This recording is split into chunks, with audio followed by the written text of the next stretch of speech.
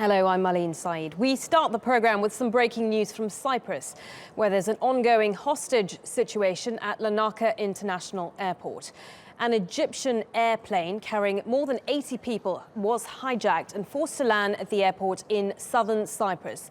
Now, we do know that most of the passengers on board the flight have now been allowed off the plane, but we've had confirmation from Egypt Air that 4 foreigners and at least 5 crew members are still on board the plane.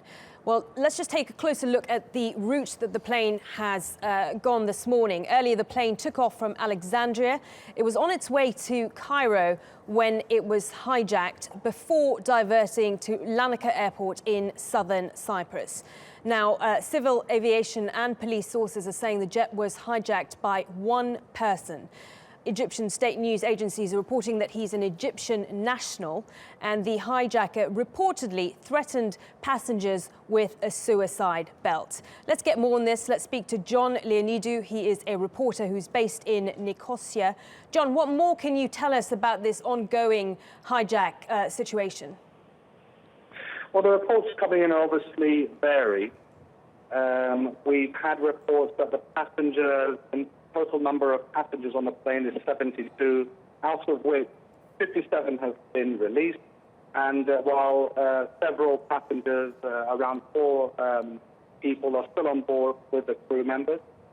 The latest report that we're getting from state television in Cyprus is that the hijacker in question has personal motives to this. The reports are saying that he wanted to make contact with his estranged wife who lives in Larnaca, and that he wanted to speak to her.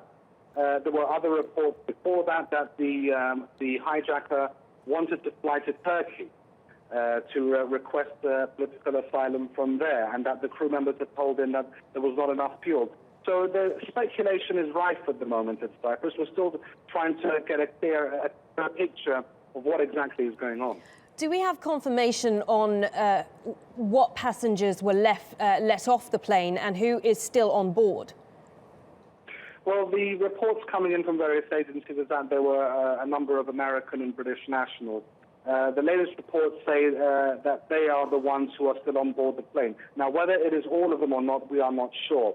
The latest reports say that there are 4 passengers still left on the plane, and some of the crew and the crew as well.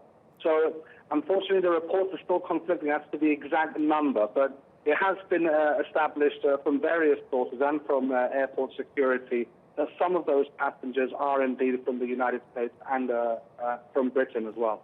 So is this an ongoing negotiation? Do we know that the hijacker is now talking to authorities? Presumably they are, if he's letting them off, if he's letting passengers off the plane.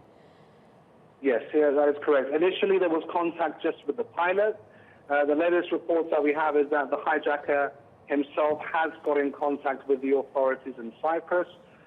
We know that there is a crisis team at the airport. There's also another crisis team at the Foreign Ministry. But there has been contact, from what we're hearing from various sources, between the hijacker and the authorities here in Cyprus.